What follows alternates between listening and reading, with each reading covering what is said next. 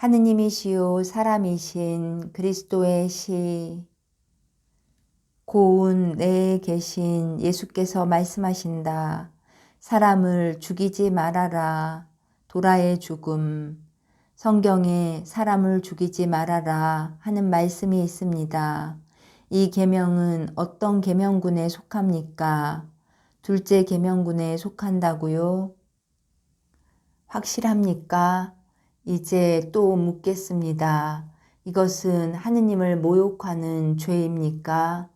또는 이 죄에 희생된 사람을 모욕하는 죄입니까? 두 번째 경우라고요? 여기 대해서도 자신 있습니까? 이제 또 묻겠습니다. 살인죄밖에 없습니까? 사람을 죽이면 이 죄 하나만을 짓는 것입니까? 이 죄만 짓는 것이라고요? 아무도 이것을 의심치 않습니까? 여러분의 대답을 큰 소리로 말하시오. 여러분 모두를 대신해서 한 분만 말씀하세요. 기다리겠습니다. 그러시면서 예수께서 당신 곁에 온 어떤 어린 계집아이를 쓰다듬으시려고 몸을 굽히신다. 그 아이는 조용히 있으라고 엄마가 준 사과를 조금씩 갉아먹는 것도 잊어버리고 넋을 잃고 예수를 쳐다보고 있다. 어떤 위험 있는 노인이 일어나서 말한다. 선생님, 제 말씀을 들으십시오. 저는 늙은 회당장입니다. 그래서 이 사람들은 저더러 모두를 대신해서 말하라고 합니다. 그래서 제가 말씀드립니다. 제 생각에도 그렇고 우리 모두의 생각에도 그렇고 우리는 정의에 따라서 그리고 우리가 배운 것에 따라서 대답한 것 같습니다. 저는 제 확신을 살인과 구타에 관한 율법의 장으로 뒷받침합니다. 그러나 선생님께서는 우리가 왜 여기 왔는지 아십니다. 우리는 선생님의 지혜와 진리를 알아보기 때문에 우리를 가르쳐 주십사고 온 것입니다. 그러므로 제가 잘못 생각했으면 제 어두움을 비추어 주십시오. 그래서 이 늙은 종으로 하여금 빛으로 꾸며져서 임금께로 가게 해 주십시오. 그리고 제 양떼에 속한 사람들도 그들의 목자와 같이 생명의 샘에서 물을 마시려고 온 이 사람들에게도 같은 도움을 주십시오. 그러면서 앉기 전에 지극히 공손한 태도로 몸을 숙여 절한다. 할아버지는 누구십니까? 선생님의 종 엠마오의 클레오파입니다. 내 종이 아니라 나를 보내신 분의 종입니다. 그것은 하늘과 땅과 사람들의 마음에서 아버지께 일체의 우선권과 사랑을 드려야 하는 까닭입니다. 이 영광을 제일 먼저 하느님께 드려야 할 사람은 그분의 말씀입니다. 하느님의 말씀은 사제가 재물의 빵을 가지고 하는 것과 같이 착한 사람들의 마음을 잡아 흠없는 탁자에 올려놓아 바칩니다. 그러나 클레오파 선생의 거룩한 소원대로 환하게 비추어져서 하느님께 가도록 내 말을 들으시오. 유죄성의 정도를 측정하려면 죄 자체를 앞서가고 그것을 준비하고 해명하고 설명하는 상황들을 생각해야 합니다. 내가 누구를 때렸는가, 무엇을 때렸는가, 어디를 때렸는가, 무엇을 가지고 때렸는가, 왜 때렸는가, 어떻게 때렸는가, 언제 때렸는가 하고 사람을 죽인 사람은 용서를 청하려고 하느님께로 나아가기 전에 이것을 스스로 물어봐야 합니다. 내가 누구를 때렸는가? 나는 사람을 때렸다고 말했습니다. 그러나 나는 그 사람이 부자인지 또는 가난한지 자유인인지 노예인지를 생각하지 않고 고려하지 않습니다. 유일한 존재이신 분께 창조된 사람들, 따라서 모두가 평등한 사람들에 대한 이야기입니다. 사실 하느님의 어미 앞에서는 이 세상에서 가장 강력한 군주도 티끌에 지나지 않습니다. 그리고 하느님의 눈과 내 눈으로 보기에는 다만 한 가지 노예 상태밖에 없습니다. 그것은 죄의 상태, 즉 사탄의 지배를 받는 상태입니다. 옛날 율법은 자유인과 노예를 구별하고 죽음이 즉시 왔느냐, 하루나 이틀 동안 살아남아 있었느냐, 또는 임신한 여자가 맞아 죽었느냐, 혹은 뱃속에 있는 아이만 죽었느냐에 따라서 미세한 고려를 일삼습니다. 그러나 이 모든 것은 완전의 빛이 아직 아주 멀리 떨어져 있을 때에 하던 말입니다. 지금의 이 완전의 빛이 여러분 가운데 있으며 여러분에게 누구든지 자기와 같은 사람을 때려 죽이면 죄를 짓는다고 말합니다.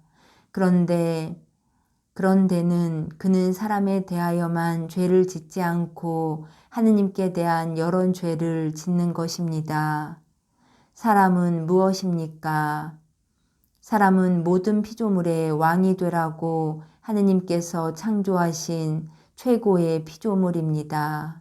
하느님께서는 사람을 당신의 모습대로 당신과 비슷하게 창조하셔서 영으로 당신을 닮게 하셨고 당신의 완전한 생각에 완전한 모습에서 사람의 모습을 끌어내셨습니다. 하늘과 땅과 물속을 보시오. 혹 거기에서 아무리 아름답다 하더라도 사람과 견줄 만한 동물이나 식물을 발견합니까? 동물은 달리고 먹고 마시고 자고 새끼를 낳고 일하고 노래하고 날고 기고 기어 올라가고 합니다. 그러나 말은 못합니다. 사람도 달리고 뛰어오를 줄 아는데 뛰어오를 때에는 하도 민첩해서 새와 겨룰 수 있을 정도입니다. 사람은 헤엄도 칠 줄 아는데 하도 빠르게 헤엄치기 때문에 물고기와도 같습니다. 사람은 길 줄도 알아서 뱀 같아 보이고 기어오를 줄을 알아서 원숭이와도 같습니다. 사람은 노래를 부를 줄 알아서 새와 같이 보입니다. 사람은 아이를 낳아서 번식할 줄도 압니다. 그러나 게다가 또 말도 할 줄 압니다. 그리고 어떤 짐승이든지 제 나름대로의 말을 가지고 있다고 말하지 마시오. 예, 가지고 있습니다. 소는 매 하고 울고 양은 매 하고 울고 나귀는 앙앙 하고 울고 새는 지저귀고 또 떠는 목소리로 노래하기도 합니다. 그러나 소는 어느 높이나 똑같이 한 가지 울음소리만 낼 것이고 양도 세상 끝날 때까지 매 하고 울 것이고 나귀도 첫 번째 나귀가 운 것처럼 앙앙 하고 울 것입니다. 참새는 항상 짧게 짹짹거릴 것이고 종달새와 밤 꾀꼬리도 한 놈은 해 있을 때 또 한 놈은 별이 총총한 밤에 같은 창가를 부를 것입니다. 이 세상의 마지막 날에도 이놈들은 첫번 날과 첫날 밤에 인사한 것처럼 인사할 것입니다. 이와 반대로 사람은 목적과 혀를 가지고 있을 뿐 아니라 그 중심이 지능의 중추인 뇌의 중심을 둔 복잡한 일련의 신경을 가졌기 때문에 새로운 감각을 파악할 줄 알고 그것을 그의 심사숙고의 대상으로 만들고 거기에 이름을 붙여줄 줄 압니다. 아담은 그의 벗과 개라고 불렀고 수염이 거의 없는 얼굴 위로 숱한 갈기를 달고 있지만 개와 더 비슷해 보이는 친구를 사자라고 불렀습니다. 그는 다정스럽게 인사를 하는 새끼 양에게 양이라는 이름을 붙여주었고 나비처럼 날아다니지만 나비는 가지지 못한 기분 좋은 노래를 하는 저 나에게 달린 꽃을 새라고 불렀습니다. 그 후 긴 세월이 흐르는 동안 아담의 후손들이 피조물들 안에서 하느님의 작품을 알게 됨에 따라서 또는 사람에게 있는 하느님의 지능의 번뜩임을 가지고 아이들을 낳을 뿐 아니라 그들이 하느님과 더불어 있든가 하느님을 거슬려 있는 데 따라서 그들의 자식들 자신에게 유익하거나 해로운 물건을 만들어내는 데 따라서 자꾸 새로운 이름들을 만들어냈습니다. 좋은 물건들을 생각해내고 만들어내는 사람들은 하느님과 더불어 있고 이웃에게 해를 끼치는 나쁜 물건들을 생각해내는 사람들은 하느님을 거슬러 있습니다. 하느님께서는 인간의 나쁜 소질로 몹시 괴롭힘을 당하는 당신 자녀들의 원수를 갚아주십니다. 그러므로 사람은 하느님께서 가장 사랑하시는 피조물입니다. 비록 지금은 죄지은 존재라 하더라도 사람은 여전히 하느님께 가장 소중한 피조물입니다. 이것을 증명하는 것은 하느님께서 당신의 말씀 자신을 보내셨다는 것입니다. 천사나 대천사, 케루빔이나 세라핌을 보내지 않으시고 사람을 구원하시려고 당신의 말씀에 사람의 형체를 갖추게 하셔서 보내신 것입니다. 하느님께서는 말씀으로 하여금 속죄하는 고통을 받도록 감수성이 있는 존재가 되도록 인간의 육체라는 옷을 입히는 것을 마땅치 않은 일로는 생각하지 않으셨습니다. 그것은 당신의 말씀이 당신과 같이 순수한 영이므로 그대로는 고통을 받아 사람의 죄를 속죄하지 못했을 것이기 때문입니다. 아버지께서는 내게 이렇게 말씀하셨습니다. 너는 사람이 되어라. 오직 하나밖에 없는 사람이 되어라. 나는 사람을 하나 만들었었는데 내가 만드는 모든 것이 그런 것처럼 완전하게 만들었다. 나는 사람이 즐겁게 살고 즐겁게 죽었다가 복되게 다시 깨어나 내 하늘의 낙원에서 지극히 행복하게 영원히 머무르게 하려고 마련하였었다. 그러나 너도 알다시피 이 낙원에는 하나이며 삼위인 나, 우리가 옥좌를 가지고 있기 때문에 더럽혀진 것은 이곳에 들어오지 못한다. 그리고 이 옥좌가 있는 곳에는 거룩함이 아닌 것은 있을 수가 없다. 나는 스스로 있는 존재이다. 하느님으로서의 나의 성질, 우리의 신비로운 본질은 흠없는 사람들밖에는 알 수가 없다. 그런데 지금은 사람이 아담을 통하여 아담에 의하여 더럽혀졌다. 가서 사람을 깨끗하게 하여라. 이것이 내 뜻이다. 이제부터 너는 오직 하나밖에 없는 사람이 될 것이다. 맞아들이게 될 것이다. 맏아들이 될 것이다. 그것은 내가 죄 없는 죽을 육체와 원죄가 없는 영혼을 가지고 맨 처음으로 여기에 들어오겠기 때문이다. 너보다 먼저 세상에 있었던 사람들과 내 뒤에 올 사람들은 구세주로서의 내 죽음을 통하여 생명을 얻을 것이다 하고 말입니다. 태어난 사람밖에는 죽을 수 없는 것입니다. 그래서 나는 태어났고 또 죽을 것입니다. 사람은 하느님의 특권을 받은 피조물입니다.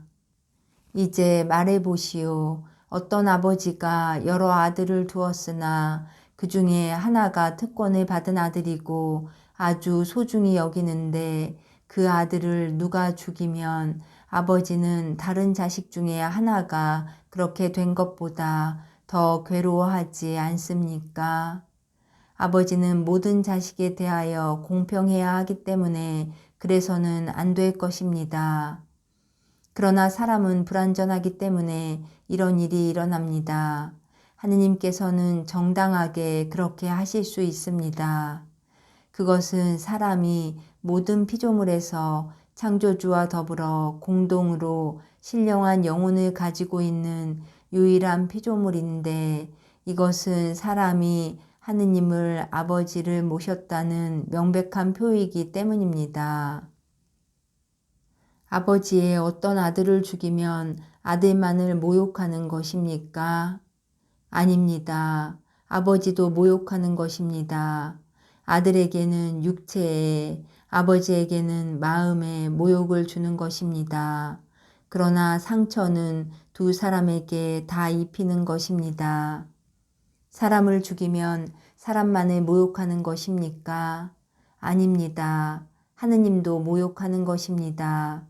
사람에게는 그 육체에, 하느님께는 그분의 권리에 모욕을 주는 것입니다.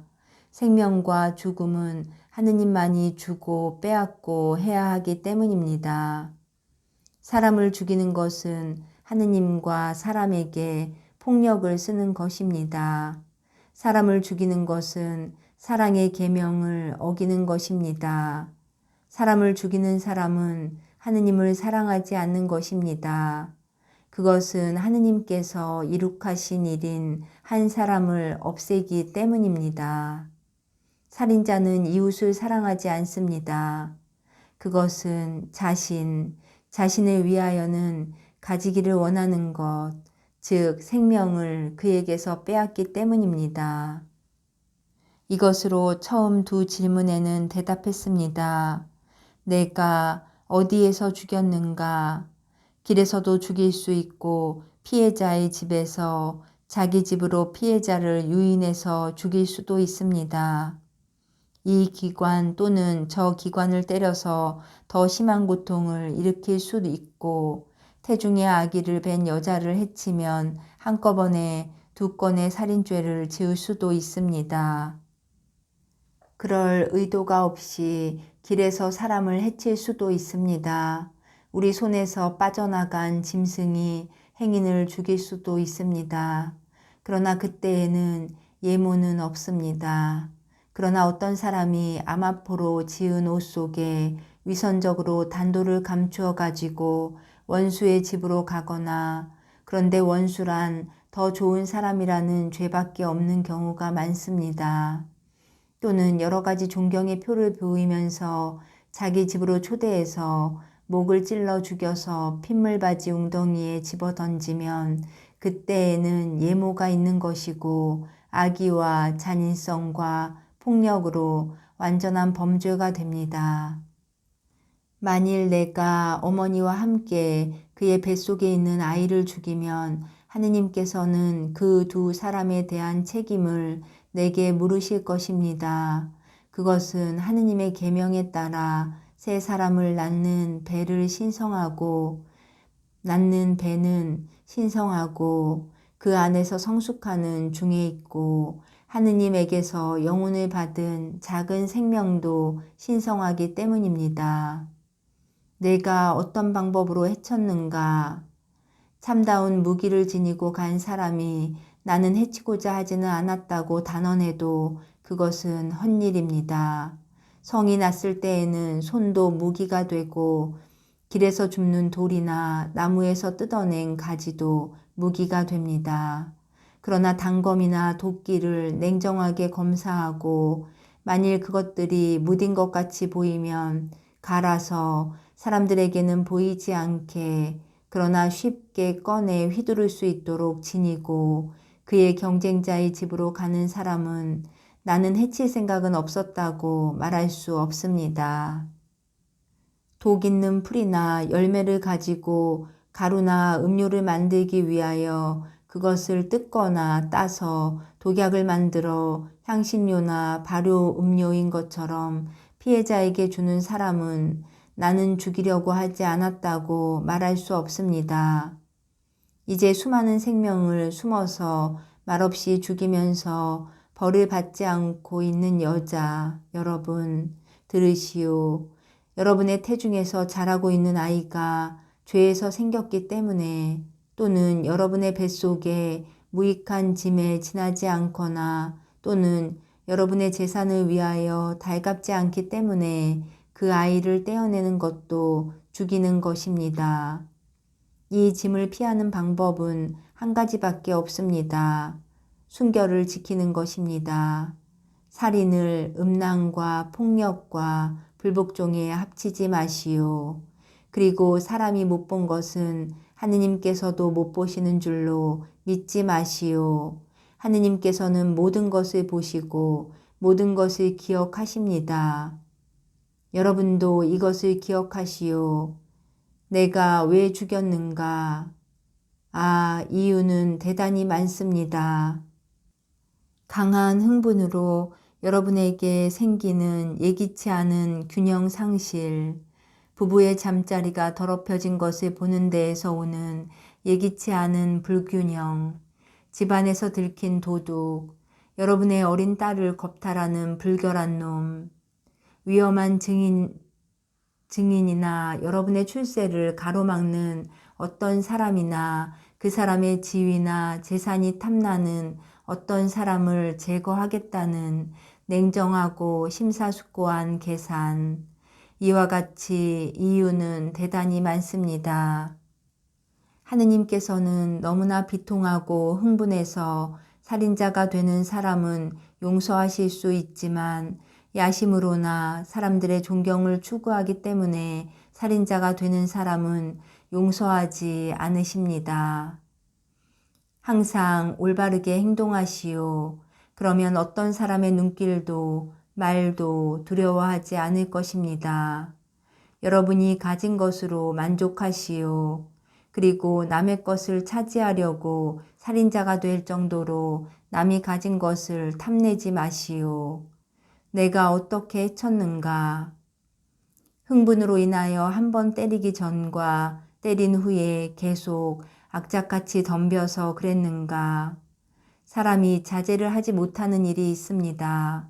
사탄은 투석수와 같이 사람을 범죄 속으로 던집니다. 그러나 어떤 돌이 목표에 맞고 나서 다시 투석기로 돌아와 다시 던져져서 다시 때리기 시작하게 하면 여러분은 그 돌에 대해 무엇이라고 말하겠습니까? 여러분은 저 돌에는 마술과 지옥의 힘이 붙어 있다고 말할 것입니다. 한 번 때린 다음 2번, 3번, 10번을 때리면서도 사나움이 가라앉지 않는 사람도 이와 같습니다. 왜냐하면 첫 번 때린 것이 이해될 수 있는 동기에서 온 것이면 한 번 때린 것은 성이 가라앉고 이성을 되찾기 때문입니다. 그러나 참다운 살인자의 경우에는 피해자가 매를 맞으면 맞을수록 더욱더 악착같이 사납게 덤빕니다. 그 사람은 형제에 대하여 연민의 정을 가지지 않고 가질 수도 없는 사탄과 같은 사람입니다. 그 사람은 사탄, 즉 증오이기 때문입니다. 내가 언제 해쳤는가? 대번에 죽였는가? 피해자가 땅에 쓰러진 다음에 죽였는가? 원한은 점점 더 심해가는데 용서하는 채 하면서 죽였는가? 어떤 사람의 아이들을 죽여서 아버지를 죽임으로써 이중에 고통을 주는 타격을 주려고 여러 해 동안을 기다렸다가 죽였는가? 여러분이 보다시피 사람을 죽이면 제1군과 제2군의 계명을 어기는 것이 됩니다. 그것은 여러분이 하느님의 권리를 가로채고 이웃을 짓밟기 때문입니다. 그러므로 하느님과 이웃에 대한 죄가 됩니다. 여러분은 살인죄만 짓지 않고 분노와 폭력과 교만과 불복종과 신성모독의 죄도 짓고 또 어떤 자리나 돈주머니를 빼앗기 위하여 죽이면 탐욕의 죄도 짓는 것입니다. 그러나 이 점에 대하여는 겨우 암시만 하고 다음날 더 자세히 설명하겠습니다. 즉 무기나 독약으로만 할 수 있는 것이 아니고 중상으로도 살인을 할 수 있다는 것입니다. 이 점을 묵상하시오. 그리고 또 한 가지 덧붙이겠습니다. 노예를 때리면서 꾀를 써서 그의 손안에서 죽는 것을 피하는 주인은 이중으로 죄가 있습니다. 노예는 주인의 종이 아닙니다. 그 사람은 하느님께 속해 있는 한 영혼입니다. 노예에게 자기 소에게도 하지 않을 대우를 하는 사람은 영원히 저주받습니다. 예수의 눈에서는 섬광이 튀어나오고 목소리는 우레와 같다. 모두가 놀라서 예수를 바라본다. 왜냐하면 그때까지는 예수께서 조용히 말씀하셨기 때문에 그 자는 저주받으라. 새 율법은 이런 가혹을 폐기합니다. 이스라엘 백성 가운데 성덕을 가장하고 하느님의 율법을 바꿔서 그들의 이익이 되도록 이용하려고만 이리저리 궁리하는 위선자들이 없었을 때에는 그것이 아직 정당한 일이었습니다. 그러나 그들이기 때문에 하게 내버려 두는 일을 서슴지 않고 하는 독사 같은 인간들, 하느님께서 증오와 혐오를 가지고 보시는 비참한 권력자들이 온 이스라엘에 침입해 있는 지금은 내가 분명히 말합니다. 이제는 그렇게 되지 않을 것이라고. 노예들은 밭고랑에서 또는 맷돌을 돌리다가 쓰러집니다. 그들은 채찍으로 맞아 뼈가 부스러지거나 힘줄이 드러난 채 쓰러집니다. 노예들을 때리기 위하여 그들은 그들 자신의 악마적인 가학 취미를 변명하려고 노예들에게 거짓 죄를 뒤집어 씌워 비난합니다. 노예들을 비난하고 그들을 때릴 권리를 가지기 위하여 하느님의 기적까지도 쓰이게 합니다. 하느님의 능력도 노예의 거룩함도 그들의 사나운 영혼을 회개시키지 못합니다. 그들의 영혼은 회개할 수가 없습니다. 악이 가득 차 있는 것에는 선이 들어가지 못합니다. 그러나 하느님께서는 보시고 이제는 지긋지긋하다고 말씀하십니다. 아벨을 죽이는 이런 카인이 너무나 많습니다.